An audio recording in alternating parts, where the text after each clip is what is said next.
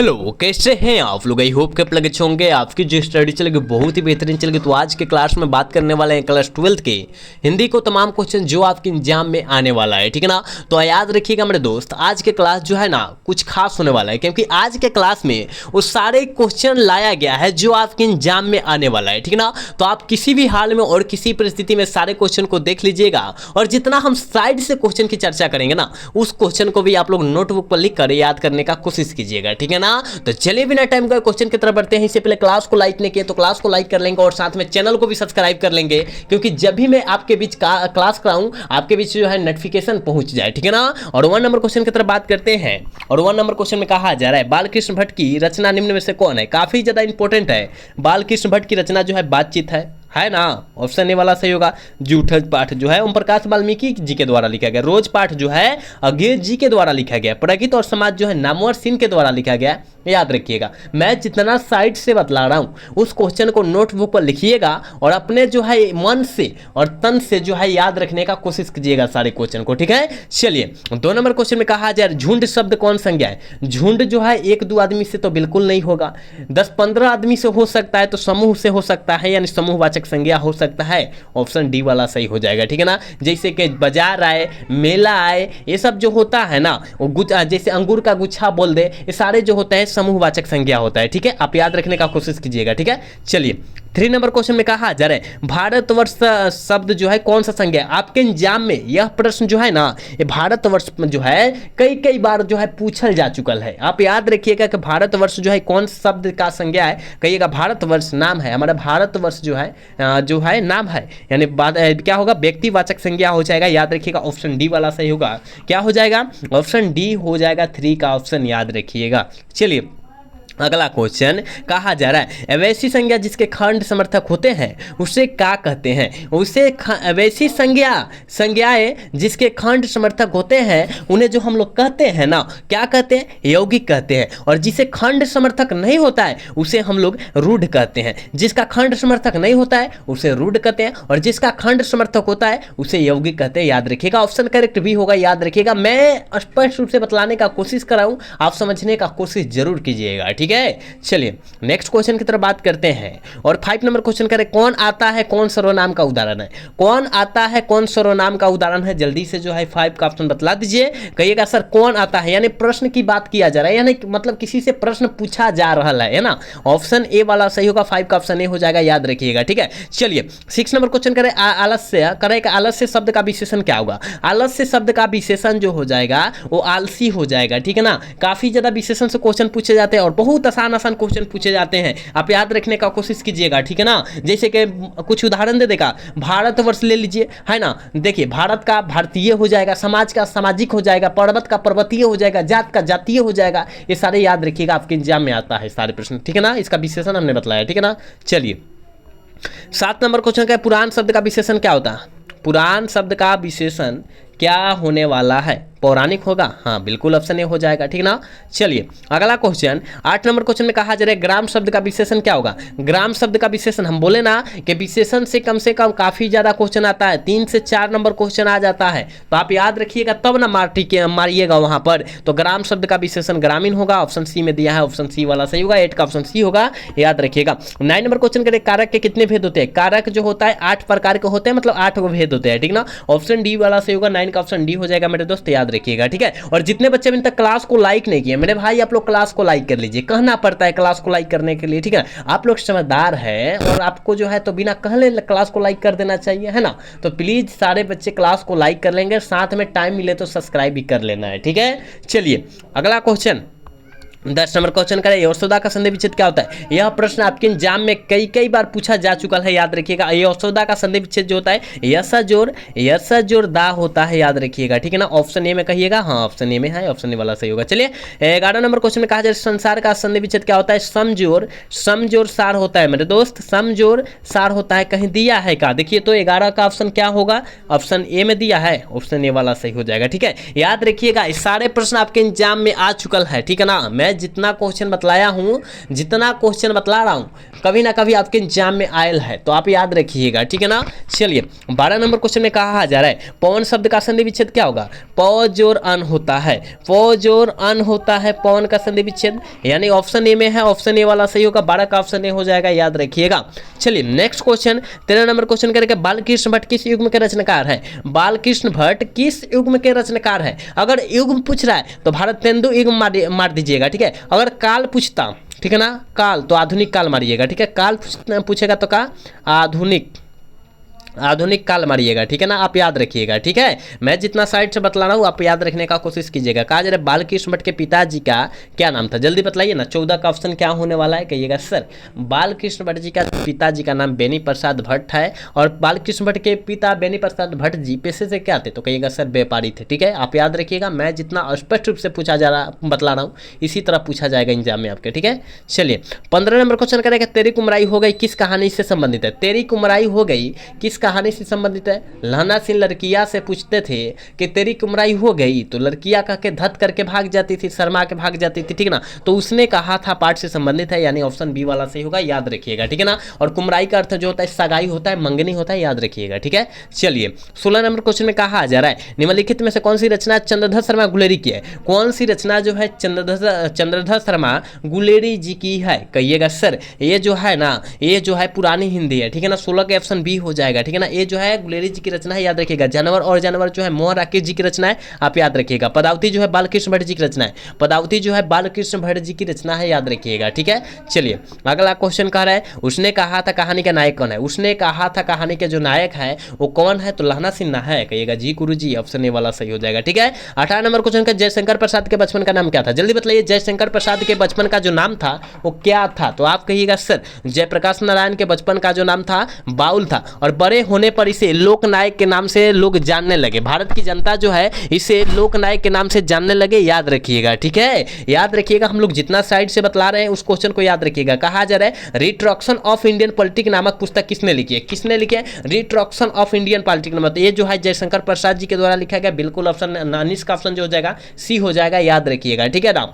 चलिए 20 number question कहा जा रहा है बिहार में हिंदी का वर्तमान स्थिति समय किस लेखक के लिए किसने सर्वोच्च पुरस्कार प्राप्त किया था? किसने किया था? जल्दी से जो है ना 20 का ऑप्शन बतला दीजिए, तो कहिएगा सर जयप्रकाश नारायण जी, ठीक है ना, जयप्रकाश नारायण, 20 का ऑप्शन डी होगा, याद रखिएगा।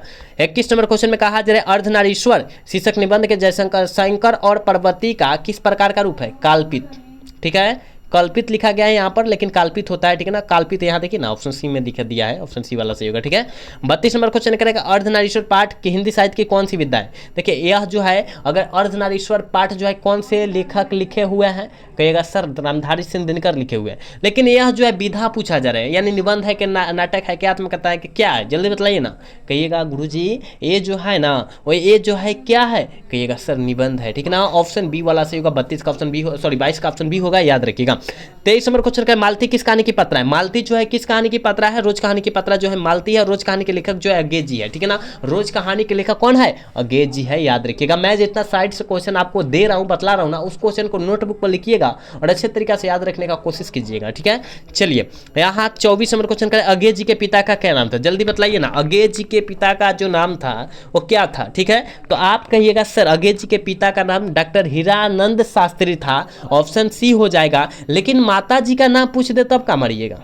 कि अंगेज जी का माता का नाम पूछ दे तब का मरिएगा? कहिएगा सर हम जानते हैं बेनती देवी, क्या बेनती देवी माता जी का नाम था, दोनों याद रखिएगा। मैं जितना साइड से क्वेश्चन बतला रहा हूँ हूबहू ऐसा ही प्रश्न आएगा, ठीक है ना। चलिए अगला क्वेश्चन 25 नंबर क्वेश्चन करें मालती के पति का नाम क्या था? मालती के पति का नाम महेश्वर था, और महेश्वर जो है एक डॉक्टर था, और यह जो है ग्रेगिन बीमारी का ऑपरेशन करता था, याद रखिएगा, ठीक है ना। जितना साइड से बतलाया जा रहा है अच्छे तरीके से सुनिए और अच्छे तरीके से ये नोटबुक पर लिखकर याद कीजिए। कहा जा रहा है रोज कहानी शीर्षक कहानी में मालती मिट्टी का बर्तन गर्म पानी से क्यों धो रही थी? क्यों धो रही थी? दही जमाने के लिए। कहिएगा जी गुरु जी, ऑप्शन डी वाला सही हो जाएगा, याद रखिएगा। ऐसा तो क्वेश्चन आता है ना तो एग्जाम में हम लोग गर्दा छोड़ा देंगे, याद रखिएगा, ठीक है ना। ऐसा ही प्रश्न आता है, ठीक है ना, कोई भारी नहीं आता है, क्योंकि आप वहां उस क्वेश्चन तक पहुंच ना पाते हैं, ठीक है ना, इसलिए आपको हार्ड लगता है। जो बच्चा क्वेश्चन को टच कर दिया वहां पर भी टच कर देगा तो कर देगा, मतलब सही आंसर लगा देगा, ठीक है। तो आपको सारे क्वेश्चन को टच करना है किसी भी हाल में। कहा जा रहा है भगत सिंह का जन्म कब हुआ था, जल्दी बताइए। भगत सिंह का जन्म जो हुआ था कब हुआ था, याद रखिएगा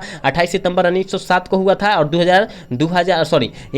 1924 ईस्वी में इनका मृत्यु, 1931 ईस्वी में, कितना 1931 ईस्वी में इनको फांसी दे दिया गया था, ठीक है ना। 31 मार्च 1931 ईस्वी को इनको फांसी दे दिया गया था, यानी लगभग में जो है ये जो है 24 साल के उम्र में इनका जो है मृत्यु हो चुकी थी, ठीक है ना। ऑप्शन ए वाला सही होगा, याद रखिएगा, ठीक है। चलिए, कहा जा रहा है भगत सिंह के पिता का क्या नाम था, भगत सिंह के पिताजी का जो नाम था वो क्या था, ठीक है। तो आप कहेगा सर पिता का नाम वो जो है सरदार किशन सिंह था। अब कहेगा कि माता का नाम बतला ना दीजिए, तो आपको तो पता होगा ना, विधावती देवी, क्या विधावती देवी। और पूछा जाएगा, और क्या पूछा जाएगा, कुछ भी नहीं पूछा जाएगा। हाँ, एक पूछा जाएगा यहाँ पर क्वेश्चन पूछा जाएगा भगत सिंह के चाचा का नाम क्या था, ठीक है ना, तो कहिएगा अजीत सिंह, ठीक है, याद रखिएगा। चलिए, जितना साइड से क्वेश्चन बतला रहे हैं उसको बेहतरीन तरीका से समझिए और नोटबुक पर लेकर याद कीजिए। कहा जा रहा है इनमें से कौन सी रचना जगदीश चंद्र माथुर की है, कौन सी रचना जो है जगदीश चंद्र माथुर जी की है, कहिएगा सर वो सदा नीरा जो है जगदीश चंद्र माथुर जी की रचना है, याद रखिएगा। ऑप्शन बी वाला सही होगा। बातचीत जो है बालकृष्ण भट्ट जी की रचना है। तिरिच जो है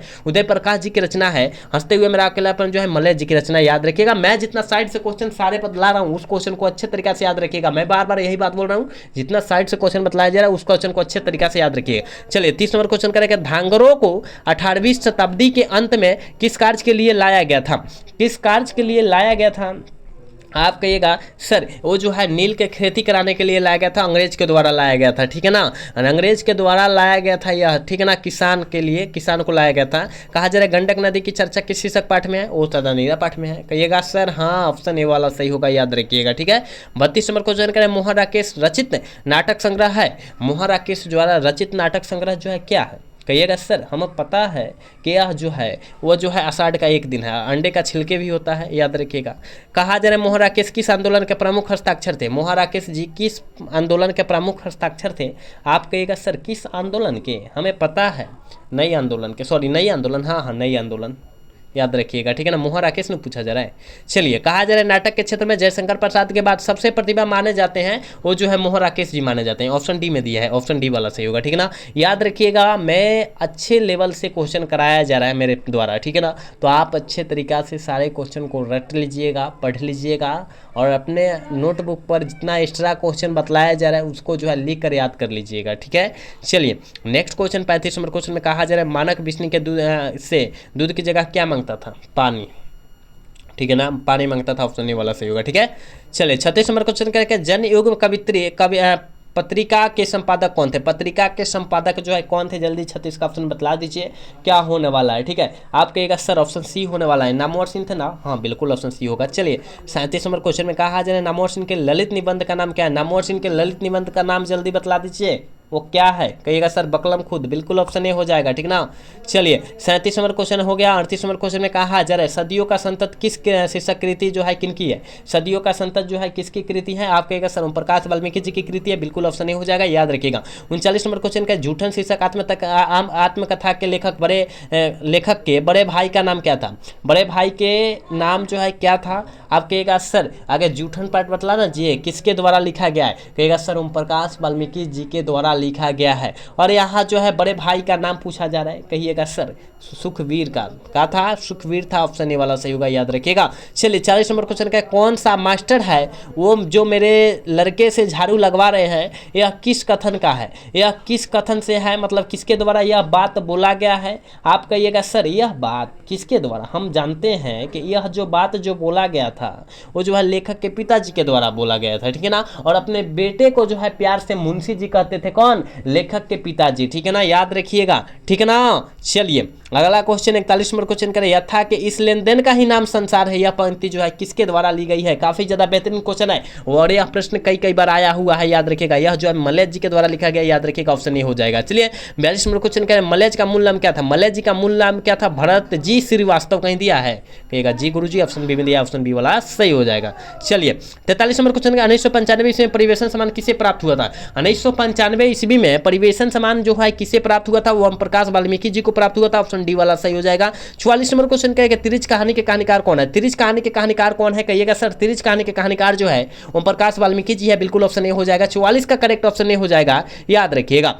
45 नंबर क्वेश्चन में कहा जा रहा है उदय प्रकाश ने किस पत्रिका के संपादक विभाग में कार्य किए थे? काफ़ी ज़्यादा बेहतरीन क्वेश्चन है और ये जो है 2018 कितना 2018 2020 और 2023 में पूछा गया। तो कहीं ना कहीं ये प्रश्न काफ़ी ज़्यादा बेहतरीन क्वेश्चन है, तो आप इसको याद रखेंगे कि जो है संपादन में उदय प्रकाश जी क्या रहते? तो हिंदी प्रदीप का जो है क्या कहते प्रदर्शन किए थे, संपादन किए थे, ठीक है ना। ऑप्शन सी वाला सही होगा, 45 का ऑप्शन सी होगा, याद रखिएगा, ठीक है ना।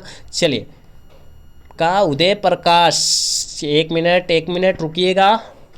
उदय प्रकाश ने किस पत्रिका के संपादक में विभाग में कार्य किए? दिनमान मारिएगा। हिंदी प्रादीप में जो है ना वो बालकृष्ण भट्ट जी किए थे, ठीक है ना।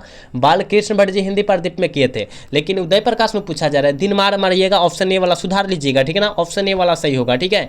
चलिए 46 नंबर क्वेश्चन में कहा जा रहा है उदय प्रकाश का जन्म कब हुआ था? उदय प्रकाश जी का जन्म याद रखिएगा जनवरी 1 1952 ईस्वी में हुआ था, याद रखिएगा, ठीक है। चलिए 47 नंबर क्वेश्चन का तिरिच क्या होता है? तिरिच जो होता है जहरीला रिजल्ट होता है, बिल्कुल ऑप्शन डी होगा 47 का, याद रखिएगा।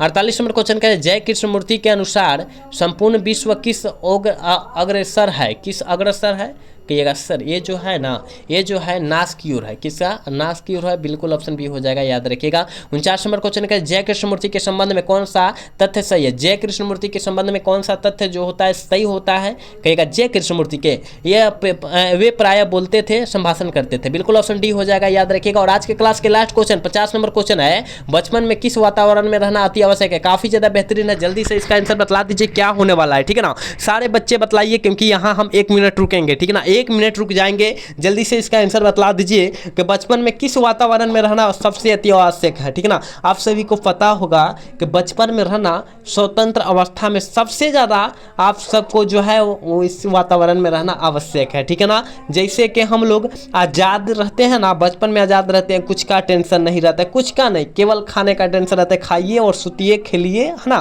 क्या कीजिए, ठीक है ना। तो यहाँ 50 का ऑप्शन जो होने वाला है ये होने वाला है, क्योंकि स्वतंत्र अवस्था में मतलब आज़ादी की अवस्था में रहना बहुत ही आवश्यक होता है, ठीक है ना। याद रखिएगा, ऑप्शन करेक्ट हो जाएगा, याद रखना है, ठीक है ना। तो हमने यहाँ पर 50 क्वेश्चन और तमाम क्वेश्चन कराए हैं जो आपके एग्जाम में आने वाला था और काफी ज्यादा बेहतरीन गैस करके कराया गया है। तो आप लोग अच्छे तरीके से सारे क्वेश्चन को देख लीजिएगा और जितना एक्स्ट्रा क्वेश्चन बताया गया उस क्वेश्चन को भी बेहतरीन तरीके से देखने का कोशिश कीजिएगा, ठीक है ना। तो आज का क्लास जो है कैसा लगा? अगर अच्छा लगा होगा तो चैनल को सब्सक्राइब और वीडियो को लाइक करना भूलिएगा। मिलेंगे अगला सेशन में। जय हिंद, जय भारत, टाटा, बाय बाय।